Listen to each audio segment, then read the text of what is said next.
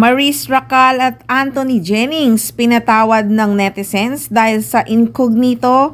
Mahusay kasi talaga sila. Nakatanggap ng papuri sa mga netizens ang paglabas ng karakter ng kapamilya actress na si Maris Racal sa pinag-uusapang action series na Incognito na mapapanood sa Netflix at iba pang platforms ng ABS-CBN.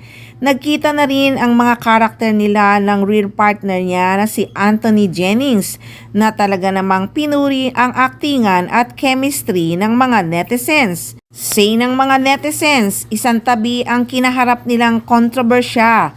Kamakailan, hindi raw maitatangging mahusay na aktor at aktres ang dalawa at kakaiba raw ang kanilang chemistry na tumatagos on screen. Tila na-redeem nga ang dalawa ang kanilang mga sarili matapos ang pinakitang pagganap sa nabanggit na serye. Pasabog talaga ang Incognito at ang gagaling ng mga cast. Pang world class ang aktingan. Move on na kayo, 2025 na. Maris is undeniably one of the generation best actress.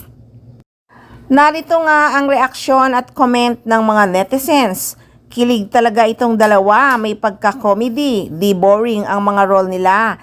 Binabantayan ko laging mga eksena nila, super ganda, Incognito. Hate them or love them, pero hindi natin maiaalis na may chemistry talaga sila. And magaling talaga, don't mind the buzzers. Ayan na silang dalawa, grabe talaga ang chemistry at ang galing sa aktingan, love them both. Minus the personal issues, undeniably, na mahusay talaga silang dalawa. Ang lakas talaga ng chemistry nila. Pero ganyan pa din kaya sila sa mga susunod na scenes. Now na obvious na iniiwasan na si Jennings ni Maris. Sus, talagang bagay sila. Comedy ang dating. Mapapakilig talaga. Halos 2 buwan nga matapos ang pumutok ang intriga at kontrobersya ng screenshot ni Jam Villanueva, lumabas na rin sa publiko na magkasama sina Maris Racal at Anthony Jennings kamakailan.